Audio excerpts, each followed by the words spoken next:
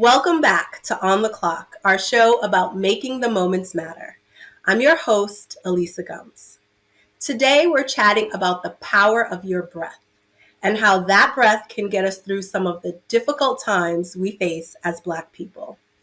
Joining us is Zee Clarke, author of the upcoming book, Black People Breathe, and a mindfulness and breathwork expert for BIPOC communities. Zee, we're so excited to have you here on the Clock. How are you? I'm doing great. I'm so happy to be here with you today.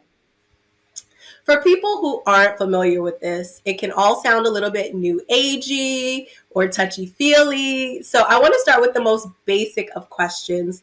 What is breath work? Yes, well, we always are breathing. So you might be like, well, what's the difference? I'm breathing all the time. Breath work is breathing with intention. There are specific breathing practices that you can do based on how you're feeling. And basically, what breath work does is it allows you to calm your nervous system. And so, while a lot of people might be like, oh, that's woo woo, there is actually now medical research that shows just exactly how these breathing practices stimulate your parasympathetic nervous system. Because your sympathetic nervous system, that is your fight, flight, or freeze nervous system. That's when you feel like you're under attack, whether somebody says something offensive or you see something horrific, and then suddenly you just like tense up. You might know that feeling.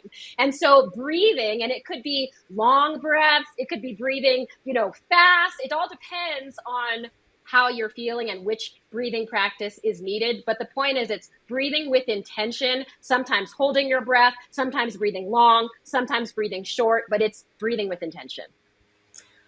And how did you get into breath work? Because your story is so interesting. You're a Harvard MBA. You used to Mm. lead teams at Fortune 500 companies and Silicon Valley startups. That's a pretty big pivot. Yes, very, very big pivot. And a lot of my Harvard Business School classmates are like, Z has gone crazy. Let me tell you the reality. The reality is burnout is real. And so I was on the corporate ladder. I was climbing. I was sprinting on what felt like a treadmill. I led teams in Silicon Valley. I had the senior level titles, and on paper, it looked like everything was great. Quotes I put, in air quotes, success, right? But the thing is, I was not okay. I was working nights. I was working weekends. I was facing daily microaggressions. I was banging my head on not the glass ceiling, but the concrete ceiling. Because, for people that look like us, sometimes that ceiling feels like it can't be broken. And so what happened was my stress levels were off the charts. I wasn't sleeping. I wasn't eating. My doctors were like, something's got to change. My mental health was in the gutter. My self-esteem was in the gutter. So on the outside, y'all might understand this. I'm good. You okay? I'm good. Right? We always say, I'm good, but I was not good. And when my doctors were like, something's got to change, that is when I looked in the mirror and I said, I need to take care of me. So I quit and I went to India. And I joked that I did the Black girl version of eat, pray, love. I was meditating. I was doing the yoga. And I had never felt so good in my entire life. And it was the breathing practices that I was like, wait a minute, this is free and I can feel amazing and I don't need to pay anybody and I don't need to book an appointment. Oh my gosh, I need to share this. That's how it all happened. I never even thought about that part, that it is free. Like it is completely in your control. It is completely free. You can do it from anywhere. It is clearly the tool that, we all need, but that most of us don't even think about. Exactly, exactly. You now teach breathwork as part of a larger toolkit of mindfulness practices. Can you share some of Hmm. those other self-care elements and their Yeah. benefits to our community when it comes to our well-being? Yeah. I mean, the word mindfulness is so broad. And so let me just explain what mindfulness means to me. There are a lot of different definitions, but mindfulness is paying attention in the present moment. That means right now without judgment. Okay, paying attention to Mhm. what's happening on the inside. How am I feeling? Paying attention to what's happening on the outside, even just noticing these subtle details like the sunshine, right? And so paying attention in the present moment. And you can do that in a lot of different ways. A lot of people think mindfulness is you got to go to an ashram and you got to meditate. You don't have to go to India to do this. Even something as simple as a daily check-in. Every morning I wake up and I ask myself, I say, good morning, Zee. How are you? Right? I use the third person because that allows a separation so that that ego doesn't get involved. Because when you get the ego involved, you start judging yourself, right? So the answer might be, I'm tired today. And just by acknowledging that, that's mindfulness. And then I could do something about it. I could do a breathing practice to increase my energy. I could take off some of the things on my to-do list today that aren't urgent. So a daily check-in is one thing that I strongly recommend. Another mindfulness practice that I recommend is called RAIN. Whenever you are feeling really bad, like something happened, right? And you're having all sorts of feelings, RAIN is an acronym. R stands for recognize. Recognize how you're feeling. Name the emotion. I'm feeling frustrated. I am experiencing anger. Name it. A in RAIN is for allow. Allow that feeling to be there. I don't know about your household where you grew up, but for me, it was like, oh, you want to cry? You better keep it moving. You better go to work. Right? It's like, there's no time. We ain't got time for that. Yeah, it was let me give you something to cry about in my household. Girl, that was also in my household. And then I was trained from a young child age to just hide all the feelings. But the thing is, if you suppress them, they build up over time, a snowball effect. And next thing you know, you're blowing up at somebody and they didn't even do anything because it has nothing to do with them. It's all those built up feelings that you've just been suppressing. So A in RAIN, allow those feelings to be there. The I in RAIN is for investigate. Investigate, where are you feeling this in the body? You know, something happens and you feel like you got punched in the stomach, or you feel that like lump in your throat, or maybe your shoulders come up, right? We're all different, right? You for the shoulders? Me too.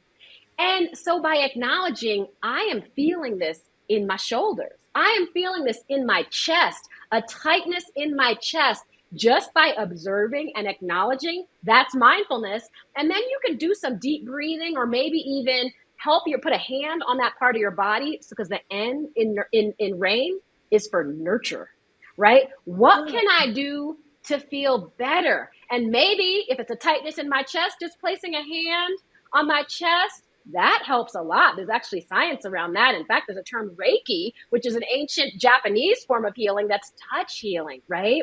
And so just a simple hand on your heart, or maybe you need a phone call. Maybe you need to call your girl and just have somebody to listen to you.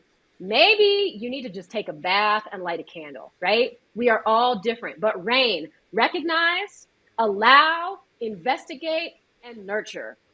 So I got a ton more, but I'll just leave you with that. I love it. I love when we give people some actionable things that can help them. And you're so right. Mindfulness means so many different things to so many different people. But I know that as part of the work you do, you include some other things like sound baths, or so you, Yes. people are not really familiar with. I think people know meditation and that's it. Yeah. But can you talk in general about like the health Yes. benefits of that overall mindfulness, or some of the individual Yes. elements that you teach? Yes. Well, you did mention sound baths. So let me just share a little bit of that, but then I'll share some of the benefits of mindfulness overall and why it's so important for Black people. So, sound baths or sound healing, that is when you lie down and you immerse yourself in the sounds of, what I do is Tibetan singing bowls. Other people use crystal bowls and other instrument gongs, but you lie down and you listen to them. I do them virtually once a month, so you don't even need to leave your home. Just put on some headphones, or you could go in person somewhere near your house and just feel the physical vibrations there. But what happens is it allows you to experience a sense of peace and calm. You know, like if you've ever had a massage, that feeling after the Mm-hmm. massage, it's like getting that like right then and there. And it's not like you need to, make this appointment and do all this stuff. But the idea is that we are stressed, right? And so that stress needs to be relieved. Otherwise, it gets stored in the body.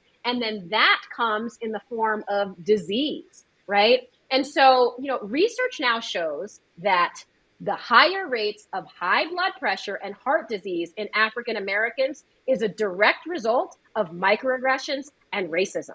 Okay. And we experience chronic stress as a result of racism. And let me tell you about the symptoms of chronic stress. So I already talked about heart disease and high blood pressure, but things like anxiety and depression, weakened immune system, right? Mm. Accelerated aging. Did you know that Dr. Martin Luther King was 39 when he died, but he had a heart of a 60-year-old, okay, when they did the autopsy. And so, obesity, because, right, just all this stress is causing us to overeat, to use substances. And so we live in a world where every day we are faced with something, somebody, something coming at us. And that is why mindfulness and breath work is so important, because research shows that it calms the nervous system, that it lowers your blood pressure, that it reduces your stress levels. And so all of those symptoms that I just mentioned earlier, right? The anxiety, the depression, etc., that gets reduced if you have a regular practice of mindfulness and breath work. Part of the work that you do is that you help corporations support their Black Mm. employees. You've created a series Yes. of workshops called Yes. Reclaiming Flow to help people of color with the stressors we face in the workplace. Things like microaggressions that you mentioned, imposter syndrome, Black fatigue. I know we can all relate to those triggers, but I also know that there are a lot of people who are probably very skeptical. Can breathing really make a difference in the face of microaggressions? Mm. Yes. All right. Well, my answer is going to be absolutely. Why? Because it might save your job. So let me give you an example of just stuff that's happened to me, right? I had a first day of work, and a new coworker came up to me and said, "Hey, are you the new diversity hire?" I'm Oh, like, wow. I did not apply for a job called diversity hire. Or I had a boss that said to me, "I just want you to know I didn't hire you because you're Black." And I was like, well, so here's the thing. In my head, I had perhaps some curse words and some commentary on my not one, but two Harvard degrees. And so I could have responded with my reflex response, right?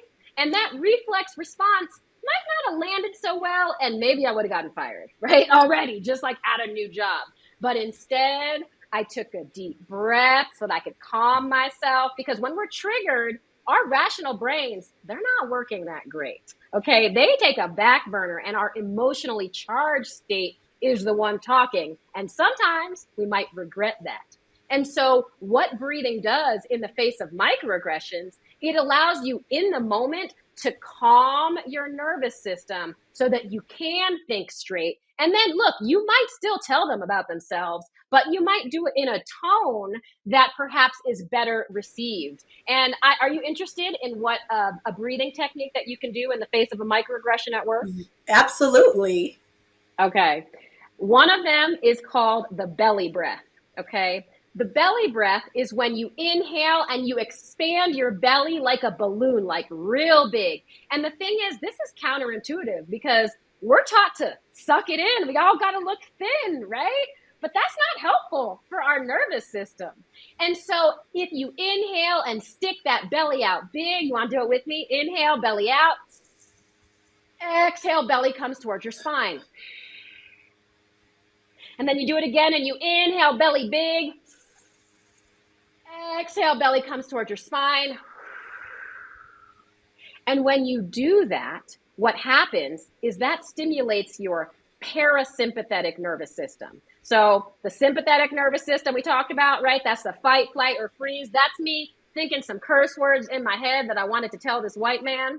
Well, the parasympathetic nervous system, that is our rest and digest nervous system. That is our ability to be rational. And from that calmer place, you can say something like, "Thank you for sharing. I think that my education and my experience speaks for itself. Is there anything else you'd like to share?" Right? So that's my yes. but it's like breathing is not just about microaggressions, right? Like it's other things too. Like I teach a class on imposter syndrome. 70% of Americans experience imposter syndrome. But when you have people questioning your competence, which happens to us at work, right? Or when you feel invisible, I do a poll in my workshops at companies. I work with Black employee resource groups at companies across the country. And at one company whose products everyone uses every single day, okay, 100% of the Black employees that participated in the workshop experienced this: ignoring my comment, and then someone else saying the exact same thing and being applauded for saying that thing. 100% of the Black people at a major company, this happens to them, right? Now, if you are constantly being ignored and you feel invisible, you're going to question your own competence and you're going to start to have some self-doubts. And so I teach breathing techniques on how to build up your confidence. I also teach a mindfulness tool in that workshop around visualization, because research shows that for Olympic athletes, when they visualize their performance in an event versus when they actually do the event, it stimulates the same regions in the brain. And so the same applies at work, right? And we might need that extra confidence boost in the meeting where we're the only Black person in the room, when all the other people have more senior titles. And there's a lot riding on this, because when we're the only at work, and like, I mean, you're not the only at Black Enterprise, but let me tell you, in white corporate America, I have often been the only. And so it takes a little bit of extra confidence to like say what I need to say and be my best self without being nervous. So there are breathing techniques that you can do for when you're nervous as well. Yeah. Wow. Wow. That is such helpful information to know. The work that you do with corporations is the work that you do, every day, day in, day out. But there are also moments in the lives of Black people, like the one we're collectively going through now with the murder of Tyree Nichols, when that Mm. Black fatigue can be overwhelming or Yeah. even debilitating. Mm. And I know that you believe that mindfulness can help us process and Yes. heal after Yes. we've witnessed brutality and assault. Can you talk about that? Yes. Well, I want to rewind us first, right? Because after we witness, let's talk about whether we should witness, right? Yeah. Because you often see, like, Tyree Nichols, there was all the news leading up to the footage is going to be released. The footage is going to be released.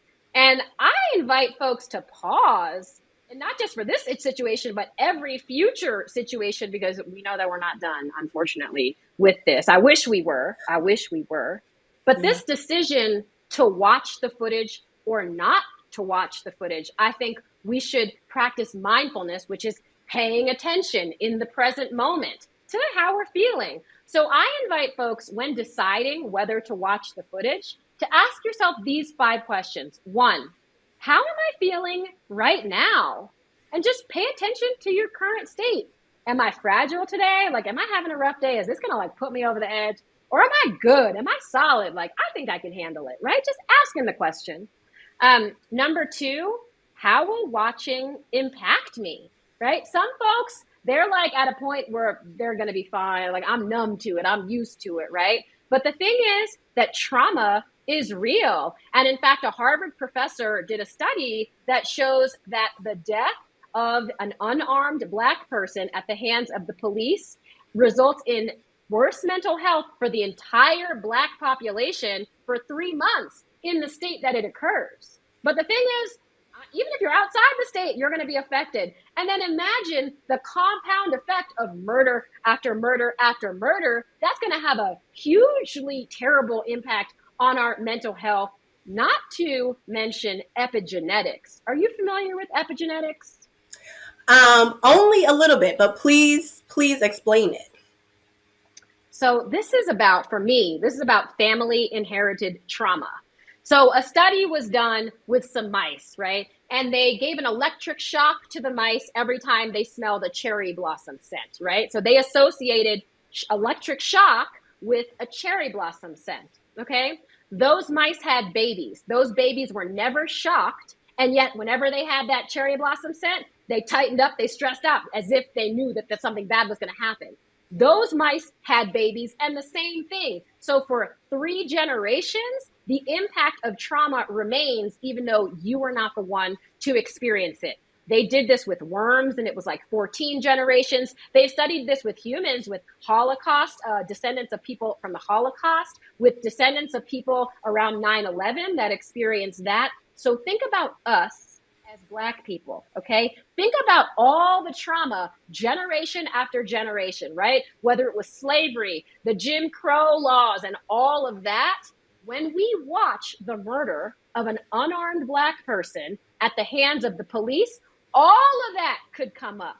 So you got to really think about how will watching this impact me? Okay. Number 3, where am I and who am I with? Because I had clicked on these links at work, surrounded by white people. And then I'm triggered. I'm crying. I can barely talk. I don't want to show my face. I don't want to see them. And it's not okay. And I'm not productive. Like I'm a hot mess. And so ask yourself, where am I and who am I with? Because you might decide I am going to watch, but I'm going to watch later. All right. Do I have the time and space to take care of myself afterwards? Okay. And that's the thing, though, while you're at work or you have this long to-do list, like if you want to watch it, right? Think about how can I create the space so that I can take care of myself? And then number 5, reasons for watching, right? Why do I want to watch this? And just be intentional. Maybe it's to honor the life of the person that we lost. Maybe it's to be fully informed. I don't want to trust those reporters. I want to know for myself. Maybe it's I want to understand what the risks are for me and my family. But just know why you're watching. And if you decide not to watch, that's okay. That's self-care. If you decide to watch, well, then take care of yourself. Mindfulness. Mindfulness while you're watching. Observe your body. Did my shoulders just go up? Did my chest just get tight? Observe your thoughts without judging yourself, right? Like, I remember watching one video and thinking something that I just thought was so terrible. I was like, I'm really happy that wasn't my uncle. And then I'm like, oh, why am I thinking about my people when this person died? And then the whole spiral is terrible without judgment. Mindfulness is paying attention without judgment. And then pay attention to your emotions. Name the emotions just by naming it. Sadness, horror, whatever it is, allows a separation, allows you to heal. And then you got to take care of yourself afterwards. Don't watch that and then keep it moving. No, that's going to result in lots of health problems. And so taking a hand, placing it on your heart, just doing that and taking a couple deep breaths, that can help. Journaling, like just processing your feelings, can help. And then there is a practice that I teach called sending and receiving. Sending and receiving. It's an ancient Tibetan practice, actually, but it goes like this. You just close your eyes and you just think about the pain of the person suffering. Maybe it's the person that passed. Maybe it's their family, but you think about their pain and you inhale and breathe in their pain. This is empathy. What you think that they are going through. And that's on the inhale. And then when you exhale out what you think they need. You send them that. Is it love? Is it support? Is it kind words? Is it a virtual hug? So you inhale in their pain and then you exhale what it is you think that they need. And there is something so incredibly healing about that. Thank you for that, Zee. I think in this moment, we have all been struggling with that. And I know, as you said, you don't have to watch it. I've had so many conversations with Black women over the past few days about how we feel, not about the video, because we haven't even seen the video yet, but how we feel about choosing to watch the video versus intentionally avoiding the video. Like, even that just brings up anxiety for so many of us. So thank you for giving us some tools to deal with that anxiety. Yeah. Before we go, I do want to talk about your book, Black People Breathe, a mindfulness guide to racial healing. It's available now for pre-order. What is it that you want to communicate through the book? Yeah. Well, we Black people are experiencing a lot of health issues that I described earlier, right? Whether it's high blood pressure, whether it's heart disease, right? More of us are dying of breast cancer, like so many things. And what I want folks to know is that we have agency around how we feel. We cannot control the world that happens around us, but what we can control is self-care and what happens inside. And so every chapter in Black People Breathe is something that happens to Black people. For example, there's a chapter called Bearing Witness to the Assault of Black Lives. We just talked about that. There's a chapter called Safety is a Privilege. And certain circumstances where you might not think about safety, but for us, it's a problem, like the doctor's office. How safe do you feel in the doctor's office knowing that 50% of doctors believe that we experience less pain and therefore they treat us differently, right? I have a chapter called Shopping While Black. And I share a story of when I was at the grocery store and somebody called the police and said that I stole deli meat and they searched my car for hours, and I'm a vegan. So can you imagine a $220 receipt that we had already gone through, but then they went through every crevice of my car and I was going camping and doing a bunch of stuff, so my car was packed and they just wouldn't believe me. So I share a breathing practice that you can do when you're in front of the police and they are harassing you. Other chapters, RESPECT at work. We already talked about microaggressions. To code switch or not to code switch. I grew up in a low income, predominantly Black neighborhood in Washington, D.C., and I went to a fancy all white private school in the suburbs. I learned about code switching at 8 years old, and it was hard. I was like, wait, I don't belong here. What is happening? Apparently, I need to change the way I speak, and I need to hide a lot of the stuff about me just to try to fit in. So much so that I started doing that by default. I just assumed that I needed to code switch at all times and I was hiding myself. But that doesn't feel good either, to hide yourself. So to code switch or not to code switch. And the last chapter is a journey to self-love, because that's what we all really need. And if we loved ourselves fully, we would prioritize ourselves. We would breathe in the face of hardship. And we would just take care of ourselves, whether it's morning and evening routines, whether it's, I teach something called Treat Yourself. I believe that we should all treat ourselves once a week. Once a week. And I don't mean go on a shopping spree, though you could. I'm not saying not. But like, go for a walk, get a pedicure. What brings you joy? And do that at least once a week, because you deserve it. So yes, Black People Breathe.